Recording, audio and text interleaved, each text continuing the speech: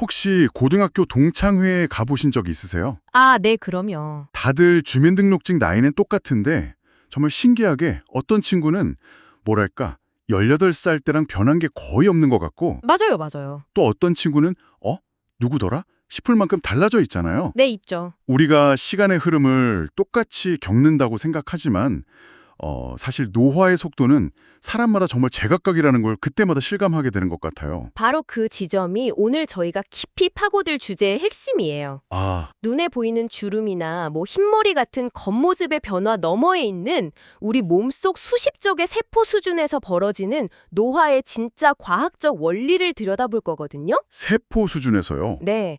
단순히 늙는다는 막연한 개념이 아니라 이걸 어떻게 측정하고 심지어 늦출 수 있는지에 대한 그런 이야기죠. 맞아요. 오늘 저희가 분석할 자료가 노화과학 분야의 권위자인 모건 레빈 박사의 인터뷰 영상인데요.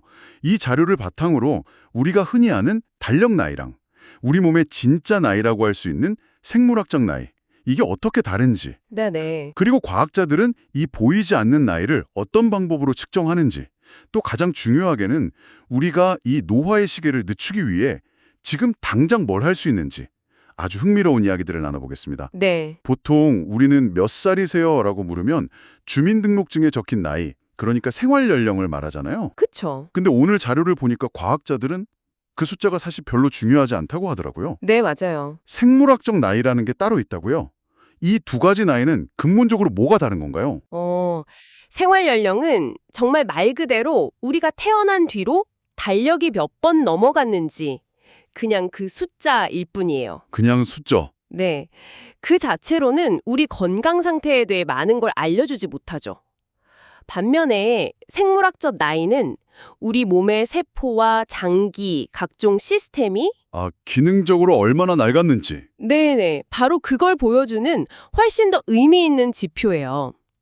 쉬운 예로 10살짜리 개랑 10살짜리 사람은 생활 연령은 같지만 몸의 상태는 완전히 다르잖아요. 그렇죠. 완전히 다르죠. 노화 속도가 다르기 때문이죠. 이건 사람 사이에서도 똑같이 적용돼요. 잠시만요. 그럼 그 말씀은 제 주민등록증 나이와는 상관없이 제가 어떻게 생활하느냐에 따라 제 몸의 시계는 더 빨리 갈 수도 있고 심지어 느리게 갈 수도 있다는 건가요? 네, 바로 그게 핵심입니다. 이게 정말 과학적으로 가능한 이야기예요? 네, 생물학적 나이는 유전자의 영향도 물론 받지만 우리가 뭘 먹는지, 어떻게 움직이는지, 스트레스 관리 같은 생활 습관이요. 네, 수많은 생활 습관에 따라 얼마든지 달라질 수 있는 가변적인 나이인 거죠. 우리가 정말로 걱정하는 암이나 심장병, 치매 같은 질병의 발병 위험은요, 생활 연령보다는 이 생물학적 나이와 훨씬 더 직접적인 연관이 있고요. 와, 내 노력으로 몸의 시계를 늦출 수 있다니 이건 정말 희망적인 소식이네요. 그렇죠. 그럼 그 생물학적 나이라는 걸 어떻게 알 수 있는지가 궁금해지는데요. 그걸 측정할 방법이 있어야 늦추든 말든 할 테니까요. 자료에서 표현형 나이라는 개념이 나오던데 이게 아주 흥미롭더라고요. 맞아요. 이 표현형 나이가 정말 대단한 점은 무슨 아주 특별한 검사가 필요 없다는 거예요. 네. 우리가 매년 건강검진에서 받는 일반적인 혈액검사 결과만 있으면 계산할 수 있거든요. 네. 잠깐만요. 혈액 검사요. 그러니까 지금 제 서랍에 있을지도 모르는 작년 건강검진 결과표가 제 진짜 나이를 알려주는 비밀 코드였다는 말씀이세요? 비밀 코드라는 표현이 재미있네요. 정말 생각지도 못했네요. 정확히는 간 기능, 신장 기능, 혈당, 콜레스테롤, 염증 수치 같은 아주 기본적인 9가지 혈액 검사 수치를 종합해서 계산하는 방식이에요. 9가지? 네. 이 바이오마커들이 우리 몸의 전반적인 시스템이 얼마나 건강하게 작동하는지를 보여주거든요. 온라인에 공개된 계산기에 이 수치들을 입력하면 누구나 거의 무료로 자신의 표현형 나이를 확인해 볼 수 있습니다. 와, 접근성이 아주 높네요. 네, 그게 큰 장점이죠. 그럼 제 표현형 나이를 계산해 봤을 때 어떤 결과가 나오는 게 좋은 건가요? 무조건 실제 나이보다 어리게 나오면 좋은 건가요? 그렇죠.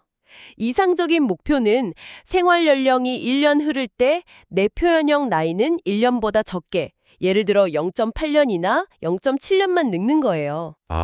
이게 바로 노화 속도를 늦추고 있다는 명확한 신호죠. 대부분의 사람들은 실제 나이의 플러스 마이너스 5년 범위 안에 분포하는데요. 자료에 따르면 10년, 심지어 20년까지 차이 나는 극단적인 경우도 있다고 해요. 20년이요? 네. 그만큼 우리 몸의 노화 속도에 엄청난 개인차가 있다는 걸 보여주는 거죠. 혈액 검사로 몸의 시스템 전체를 보는 게 표현형 나이라면 이걸 일으키는 더 근본적인 원인, 그러니까 우리 몸의 각 세포를 움직이는 그 설계도 자체에 문제가 생기는 건 아닌지 궁금해지는데요.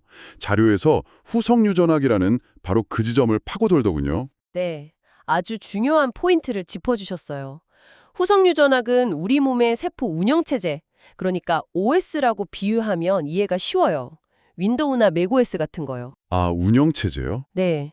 우리 피부세포나 뇌세포는 사실 똑같은 DNA, 즉 똑같은 하드웨어를 가지고 있거든요. 네. 하지만 어떤 유전자를 켜고 어떤 유전자를 끌지 지시하는 이 운영체제가 다르기 때문에 전혀 다른 모양과 기능을 갖게 되는 거죠. 아, 그러니까 DNA는 하드웨어, 후성 유전학은 그 하드웨어를 돌리는 소프트웨어인 셈이군요. 정확해요. 그리고 그 소프트웨어의 핵심이 바로 DNA 메틸화라고 불리는 DNA에 붙었다 떨어졌다 하는 작은 화학적 꼬리표예요. 꼬리표요? 네.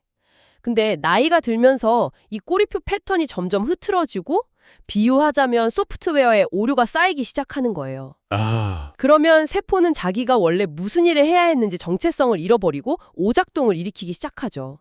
이게 바로 세포 수준에서 일어나는 노화의 핵심 원인 중 하나로 보고 있어요. 와, 그건 정말 놀라운데요? 그럼 그 소프트웨어 오류 패턴을 읽으면 그 사람의 노화 정도를 알 수 있다는 거잖아요. 맞습니다.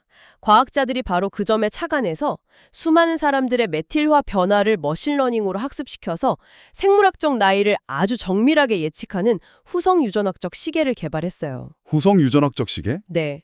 이건 혈액이나 침 한 방울로 측정할 수 있는데 단순히 나이를 예측하는 걸 넘어서서 미래에 암이나 알츠하이머 같은 질병에 걸릴 확률까지 예측하는 데 활용되고 있어요. 제 침 한 방울로 미래의 질병 위험까지 알 수 있다니.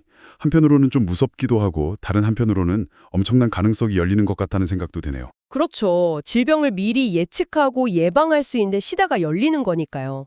이 후성유전학적 시계는 노화 연구의 패러다임을 바꾸고 있는 아주 중요한 도구입니다. 방금 세포의 운영체제, 즉 후성 유전학적 패턴이 망가지는 게 노화라고 하셨잖아요. 네? 그럼 이런 생각이 드는데요. 망가진 소프트웨어라면 혹시 포맷하고 새로 설치할 수도 있는 거 아닐까요? 공상과학 영화 같은 이야기지만 이 노화를 역전시키는 게 정말 가능한가요? 놀랍게도요. 세포 수준에서는 이미 가능해요. 그리고 이건 공상과학이 아니라 2012년에 노벨상을 받은 실제 과학적 발견입니다. 아, 노벨상이요? 네. 일본의 야마나카 시냐 교수가 단 4개의 특정 유전자, 이른바 야마나카 인자를 이용해서 75세 노인의 피부세포를 배아줄기 세포처럼 아주 절만 상태로 되돌리는 데 성공했어요. 세포를 젊게 되돌렸다. 그게 그냥 기능만 좋아진 게 아니고요. 여기서 정말 흥미로운 지점이 나와요. 처음에는 그냥 피부세포가 줄기세포로 종류만 바뀐 거라고 생각했어요. 네. 그런데 몇 년 뒤에 과학자들이 아까 말한 후성 유전학적 시계로 이 세포들을 다시 측정해 본 거예요. 그랬더니 세포의 종류만 바뀐 게 아니라 생물학적 나이 자체가 말 그대로 0살로 초기화된 것으로 나타난 거죠. 나이가 0살로 초기화됐다고요? 이건 정말 SF 영화 같은데요. 그렇죠. 그럼 이론적으로는 우리 몸에 어떤 늙은 세포든 골라서 젊게 만들 수 있다는 뜻인가요? 이론적으로는 그렇습니다. 그게 바로 전 세계 과학계가 이 기술에 열광하는 이유죠. 늙어서 기능이 떨어진 심장세포나 뇌신경세포만 타겟해서 젊게 만드는 거죠. 와, 물론 아직은 실험실 접시 위나 쥐 실험 단계예요. 쥐에게 이 야마나카 인자를 발현시켰더니 실제로 여러 신체 기능이 개선되고 수명이 늘어나는 가능성을 보였지만 동시에 암세포를 유발할 위험성 같은 아주 큰 장애물이 남아있어서 아, 그런 위험성이. 네, 사람에게 적용하기까지는 갈 길이 멉니다. 하지만 중요한 건 노화가 단순히 손상이 쌓여서 어쩔 수 없이 진행되는 과정이 아니라 어쩌면 우리가 조절하고 되돌릴 수도 있는 유연한 과정일 수 있다는 혁명적인 가능성을 보여줬다는 점이죠. 알겠습니다. 세포를 완전히 재프로그래밍하는 건 아직 먼 미래의 이야기로 남겨둬야겠네요. 네, 아직은요. 하지만 이 모든 이야기를 듣고 나니 지금 당장 제 세포 운영 체제를 잘 관리해서 노화의 속도를 늦출 수 있는 방법은 없을까 하는 생각이 간절해지는데요. 자료에서는 특히 식단을 아주 중요하게 다루더라고요. 네, 식단은 우리가 일상에서 생물학적 나이에 가장 큰 영향을 미칠 수 있는 강력한 도구 중 하나예요. 네. 자료에서는 식단을 크게 세 가지 관점에서 접근해요. 얼마나 먹는지, 무엇을 먹는지, 그리고 언제 먹는지. 이 세 가지가 서로 맞물리면서 우리 몸의 노화 시계에 큰 영향을 주죠. 가장 먼저 얼마나 먹느냐. 칼로리 제한이 장소에 좋다는 이야기는 정말 많이 들어본 것 같아요. 네, 거의 100년도 더 된 아주 고전적인 연구죠. 동물 실험에서 칼로리 섭취를 20에서 30% 정도 줄였더니 거의 모든 종에서 수명이 늘어나는 결과가 나왔어요. 네. 근데 이걸 사람에게 그대로 적용하기는 조금 복잡해요. 최근 연구들을 보면 유전적 요인이 아주 중요하거든요. 예를 들어 어떤 유전자를 가진 쥐는 칼로리 제한의 혜택을 크게 받지만 다른 유전자를 가진 쥐는 오히려 수명이 단축되기도 했어요. 하지만 칼로리를 제한하는 게 말처럼 쉽지는 않잖아요. 특히 사회생활을 하다 보면요. 그렇죠. 단순히 덜 먹는 것 말고 비슷한 효과를 내면서도 좀 더 현실적인 대안은 없을까요? 아주 좋은 질문이에요. 그래서 과학자들이 강조하는 핵심은 무작정 굶는 극단적인 제한보다는 과식을 피하는 것만으로도 대부분의 사람에게 아주 긍정적인 효과가 있다는 점이에요. 아, 과식을 피하는 것? 네, 배가 터질 듯이 먹는 습관을 버리고 약간 아쉬울 때 숟가락을 놓는 것만으로도 우리 몸의 스트레스를 크게 줄여줄 수 있죠. 과식을 피하는 것. 그건 노력해 볼 수 있겠네요. 그럼 무엇을, 그리고 언제 먹어야 할까요? 무엇을 먹을지에 대해서는 사실 우리가 이미 잘 아는 내용들이에요. 가공되지 않은 자연 그대로의 음식, 더 많은 과일과 채소를 먹고 동물성 단백질 섭취는 약간 낮은 수준으로 유지하는 거죠. 네. 그리고 정제된 설탕은 우리 몸에 염증을 유발하고 노화를 가속하는 주범 중 하나이기 때문에 반드시 피해야 하고요. 설탕이요? 언제 먹을지가 바로 최근에 아주 주목받는 분야인데 바로 간헐적 단식이에요. 아, 간헐적 단식. 제 주변에도 16대 8 한다면서 저녁 약속 거절하는 친구들이 부쩍 늘었어요. 하하, 맞아요. 그게 그냥 유행이 아니라 이런 과학적인 원리가 있었군요. 네. 하루 중 식사 시간을 8시간이나 10시간처럼 특정 시간대로 제한하고 나머지 시간은 공복을 유지하는 거죠. 이렇게 하면 총 섭취 칼로리가 줄어드는 효과도 있지만 더 중요한 건 우리 몸에 일종의 휴식 시간을 주는 거예요. 휴식 시간이요? 네. 이 휴식 시간 동안 우리 몸은 손상된 세포를 청소하고 복구하는 시스템을 가동시키거든요. 이게 칼로리 제한과 아주 유사한 생물학적 효과를 낸다고 보고 있어요.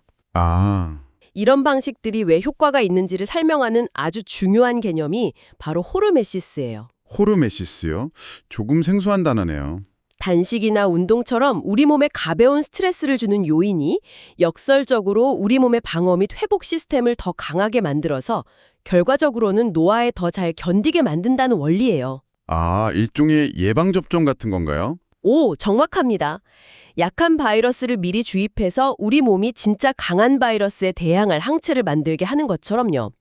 가벼운 배고픔이라는 스트레스가 우리 세포를 더 건강하고 튼튼하게 훈련시키는 셈입니다. 운동도 마찬가지겠네요. 맞아요.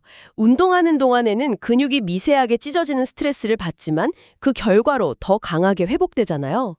이게 바로 호르메시스의 대표적인 예시죠. 오늘 이야기를 쭉 정리해보니까 노화 과학의 궁극적인 목표가 단순히 오래 사는 것, 그러니까 영원히 죽지 않는 불멸을 추구하는 건 아닌 것 같다는 생각이 드네요. 맞아요. 현대 노화 과학의 핵심 목표는 수명, 라이프 스팬이 아니라 건강 수명, 헬프 스팬을 늘리는 거예요. 건강 수명. 네. 아프고 병든 채로 120살까지 사는 게 아니라 건강하고 활기차게 100살을 사는 게 목표인 거죠. 그리고 여기서 질병 이환 기간의 압축이라는 개념이 아주 중요해요. 질병 이환 기간의 압축이요? 네, 말 그대로 질병이나 장애로 고통받는 기간을 인생의 마지막 아주 짧은 순간으로 압축시킨다는 뜻이에요. 아, 실제로 100세 이상 건강하게 장수하는 사람들의 데이터를 보면 이분들은 돌아가시기 직전까지 비교적 건강하게 지내다가 아주 짧은 기간만 아픈 경향을 보여요. 아, 그렇군요. 질병으로 고통받는 기간을 최소화하는 것, 이게 바로 우리가 지향해야 할 목표인 거죠. 가능한 한 오랫동안 내 두 발로 걷고 내가 좋아하는 사람들과 맛있는 음식을 먹고 세상을 즐기는 것. 그것이 진정한 목표라는 말씀이시군요. 자, 이제 당신에게 생각해볼 질문을 하나 던지면서 마무리하겠습니다. 오늘 우리가 나눈 이야기들을 바탕으로 만약 당신의 진짜 노화 상태를 알려주는 단 하나의 지표를 신뢰해야 한다면 혈액 검사를 통한 객관적인 데이터인 표현형 나이와 식단이나 운동을 바꾼 후 당신의 몸이 직접 느끼는 주관적인 에너지와 신체 기능의 변화 중 무엇을 더 중요한 나침반으로 삼으시겠습니까? 그 이유는 무엇인가요?